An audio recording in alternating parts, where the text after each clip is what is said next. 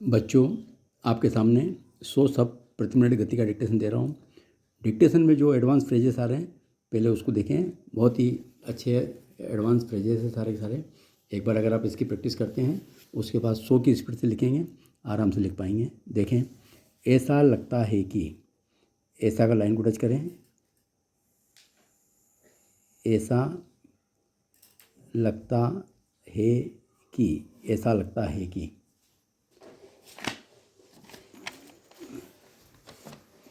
मोदी सरकार, म से मोदी,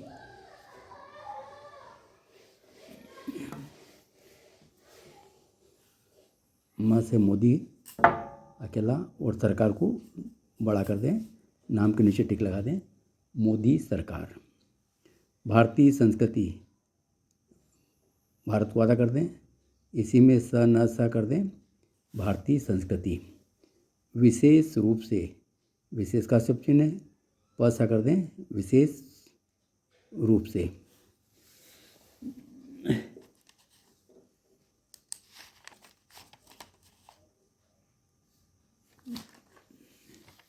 आगे देखें, स्वतंत्रता संग्राम, ये स्वतंत्रता का हमारा सब चिन्ह है, इसी में ग्राम कर दें, पहले बताया मैंने आपको, स्वतंत्रता संग्राम। प्रतीक चिन्ह, प्रतीक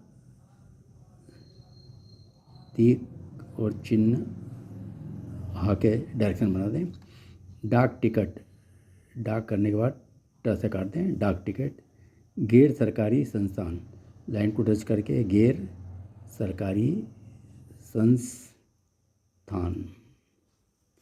सरकारी और गैर सरकारी संस्थान, देखें, सरकारी और गैर सरकारी संस्थान। देखा जा सकता है, लाइन को टच करके देखा जा सकता है। ऐसा प्रतीत होता है कि, ऐसा प्रतीत आधा कर दें, हो का बड़ा गोला, होता है कि, ऐसा प्रतीत होता है कि। कमल के रूप में, ये कमल और के रूप में काट दें इसको रू से।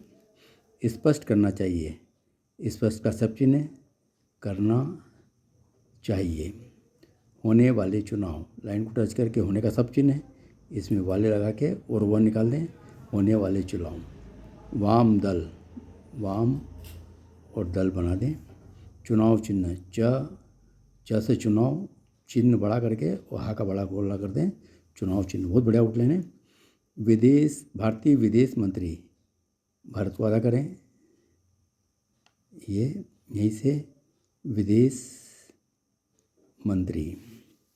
दोहराते हुए कहा कि, दोहराते हुए कहा का बड़ा गोला और मात्रा बाहर निकालते, दोहराते हुए कहा कि। अर्थव्यवस्था पर, ये डाउनवर्ड आर करके एस टी लूप लगा दें, अर्थव्यवस्था, अर्थव्यवस्था पर करने के लिए बड़ा करके एस टी लूप लगा दें। पिछले कुछ वर्षों में, पिछले का सब चिन्ह है, कुछ वर्षों में। वैश्विक अर्थव्यवस्था, वैश्विक अर्थव्यवस्था। आगे देखें, विभिन्न स्तरों पर, ये विभिन्न और स्तर को बड़ा कर दें, विभिन्न स्तरों पर बीच में काट दें। प्रधानमंत्री नरेंद्र मोदी, ये प्रधानमंत्री नरेंद्र को डबल कर दें और माँ से काट दें, प्रधानमंत्री नरेंद्र मोदी। मिल रहा है, मिल रहा, ल को डबल कर दें, मिल रहा है। खुले तौर पर, खुले तौर को डबल कर दें, खुले तौर पर। इतिहास गवाह है, लाइन को काट के ये इतिहास गवाह है। तो बच्चों, ये डिक्टेशन में आ रहे हैं, आउटलाइन है, एक बार फिर से देख लें। ऐसा लगता है कि मोदी सरकार भारतीय संस्कृति, विशेष रूप से स्वतंत्रता संग्राम, प्रतीक चिन्ह, डाक टिकट, गैर सरकारी संस्थान, सरकारी और गैर सरकारी संस्थान। देखा जा सकता है, ऐसा प्रतीत होता है कि, कमल के रूप में, स्पष्ट करना चाहिए, होने वाले चुनाव, वाम दल, चुनाव चिन्ह, भारतीय विदेश मंत्री। दोहराते हुए कहा कि, अर्थव्यवस्था, अर्थव्यवस्था पर पिछले कुछ वर्षों में वैश्विक अर्थव्यवस्था विभिन्न स्तरों पर प्रधानमंत्री नरेंद्र मोदी मिल रहा है, खुले तौर पर इतिहास गवाह है। तो बच्चों, ये मैंने आपको एडवांस फ्रेजेस बताए। अब मैं 100 शब्द प्रति मिनट गति से डिक्टेशन दे रहा हूँ, नोट करें इसको। यस, कांग्रेस ने G20 सम्मेलन के लोगों में कमल को चित्रित करने पर आपत्ति जताकर बैठे ठाले अपनी फजीहत ही कराई।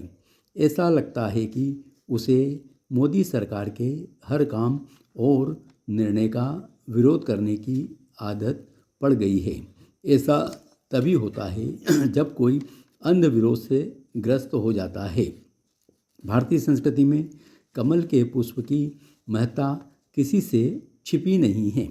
यह शुभ, सौंदर्य, समृद्धि का प्रतीक तो है ही, अनेक देवी देवताओं से भी संबंधित है। इसका उपयोग विभिन्न धार्मिक एवं सांस्कृतिक अनुष्ठानों में शताब्दियों से किया जाता रहा है।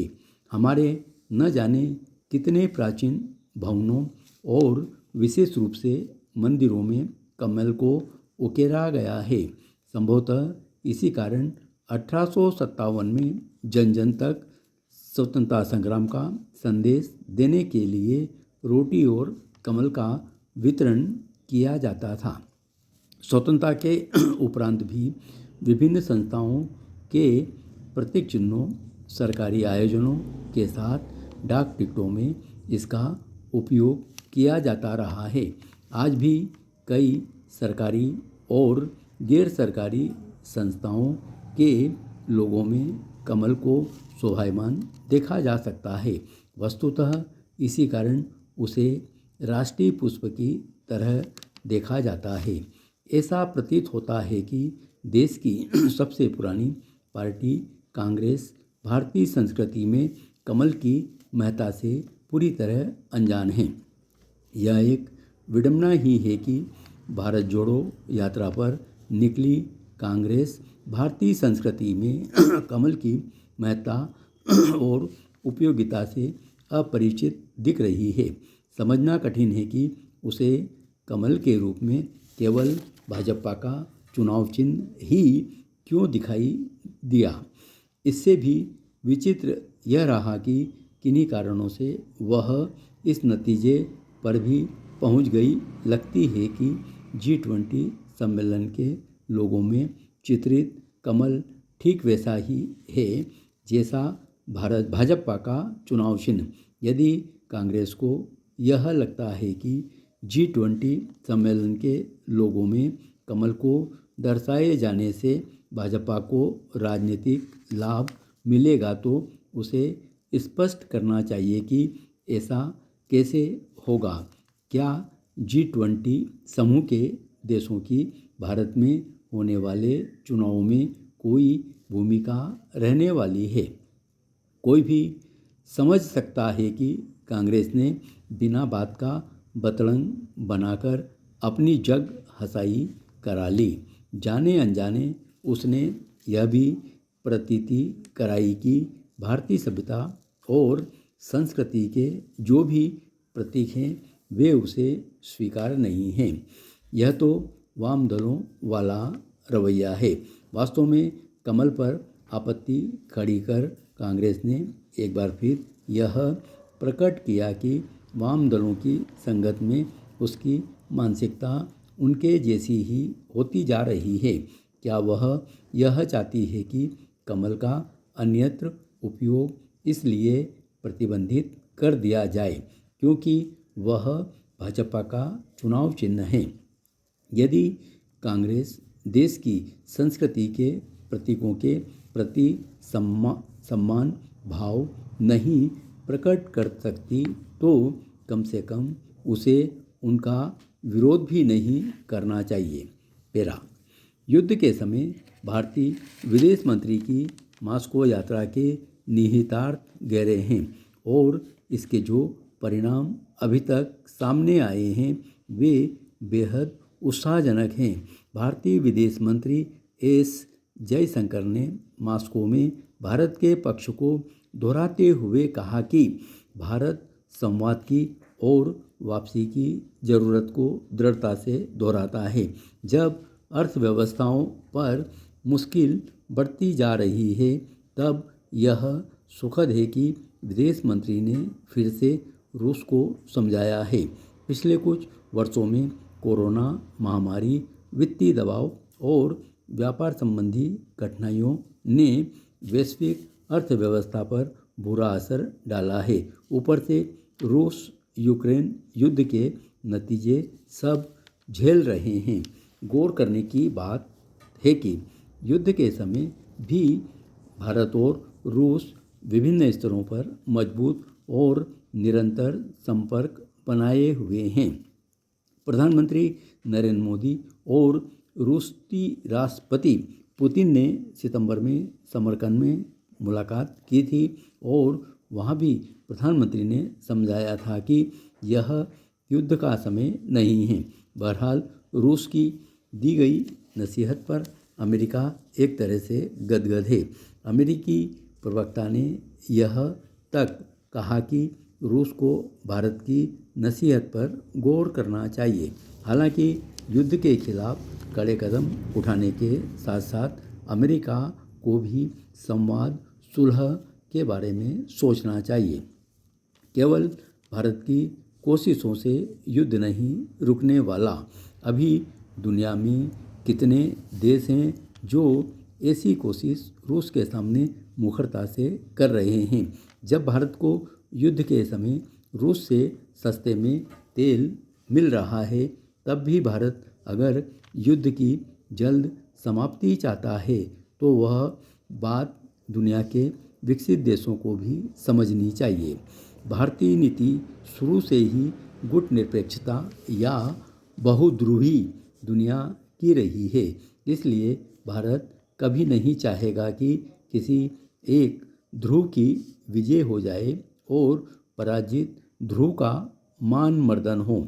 अमेरिका के लिए भी यह युद्ध सबक होना चाहिए। बहुध्रुवी दुनिया ही युद्ध रोकने में ज़्यादा कारगर होगी। जो रूस आज खुले तौर पर लगभग अकेला पड़ गया है, वह भी बहुध्रुवी दुनिया के महत्व को कहीं बेहतर समझ रहा है। विदेश मंत्री ने मॉस्को में बहुध्रुवी दुनिया या संतुलित दुनिया की ओर बेहतर इशारा किया है। इस यात्रा से रूस भारत संबंधों को भी निसंदेह बल मिला होगा। इतिहास गवाह है, रूस को साथ रखना रणनीतिक रूप से भारत के लिए हमेशा उपयोगी रहा है। अब चर्चा तेल की भी बहुत है कि भारत आखिर रूस से क्यों तेल ले रहा है। जयशंकर ने मॉस्को में कहा है कि भारत तेल लेना जारी रखेगा। अमेरिका चाहता है कि सभी देश रूस से अपनी निर्भरता कम करें, लेकिन वह भारत के अपने द्विपक्षीय हितों को भी स्वीकार करता है।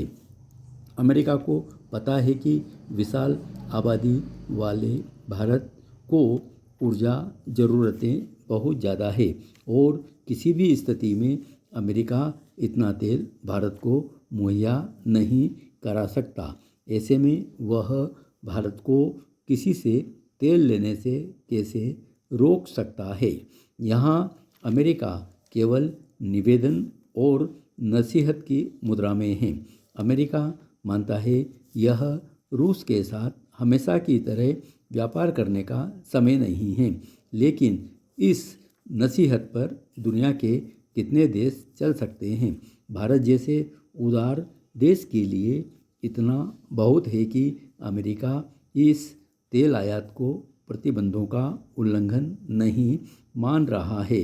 दुनिया में रूसी तेल के और भी खरीदार हैं। आज अमेरिका और उसके समर्थक देश रूस को किसी भी क्षेत्र में विश्वसनीय नहीं मान रहे हैं, पर भारत को अपने फैसले खुद लेने का क्रम जारी रखना चाहिए।